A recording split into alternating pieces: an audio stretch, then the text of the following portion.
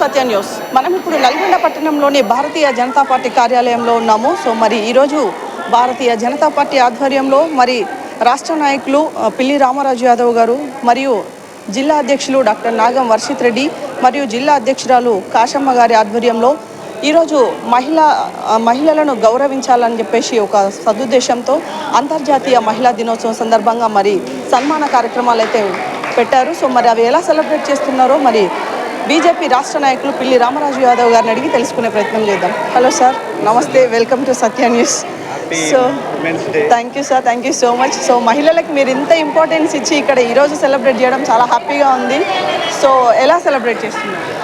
ముందుగా మరి సత్య news channel ద్వారా అంతర్జాతీయ మహిళా దినోత్సవం సందర్భంగా యావత్తు తెలంగాణ మహిళా సోదరి మనులందరికీ మహిళా దినోత్సవ శుభాకాంక్షలు తెలియజేస్తా ఉన్నాను.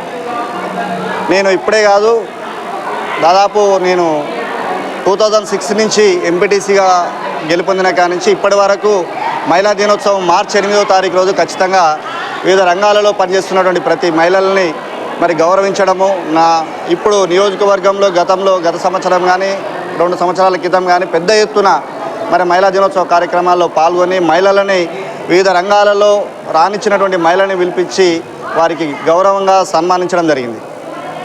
So thank you sir, thank you so much.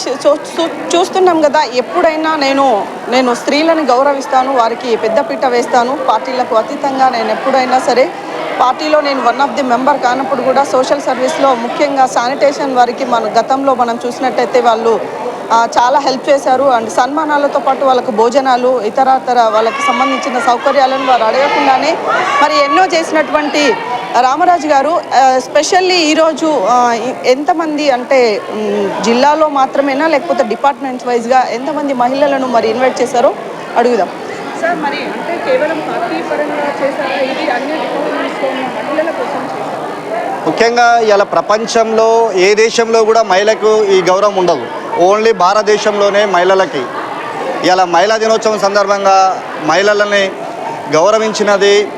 మరి నిజంగా మహిళలకి ఈరోజు 33% చట్టసభల్లో మనకు భారతదేశానికి స్వాతంత్రం వచ్చి 70 సంవత్సరాలు అయిపోయినప్పటికీ ఇప్పటి వరకు కూడా మహిళలని గత పాలకులు ఎవరు కూడా నిర్లక్ష్యం చేశారు.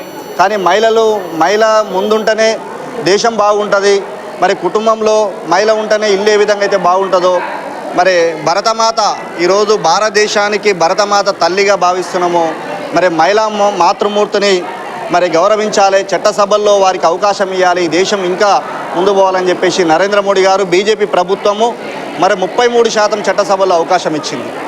ఈరోజు రాష్ట్రపతి అవకాశం ఈ దేశానికి ప్రథమ పౌరురాలుగా ద్రౌపది ముర్మును మరి నియమించిన సంగతి మీ అందరికీ కూడా తెలుసు. అదేవిధంగా ఇవాళ దేశ రాజధాని మరి ఇంటికి మరి ముఖ్యమైనటువంటి దేశానికి రాజధాని అయినటువంటి ఢిల్లీకి మరి ఒక్కసారి ఎమ్మెల్యే అయితే ఆ మహిళను ఈరోజు ముఖ్యమంత్రిని చేశారు.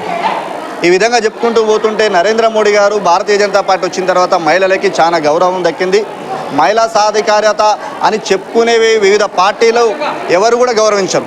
ఈరోజు మహిళా మోర్చా మరి ఏదన్నా అద్భుతంగా రాణిస్తున్నారు అని అంటే అది భారతీయ జనతా పార్టీలోనే.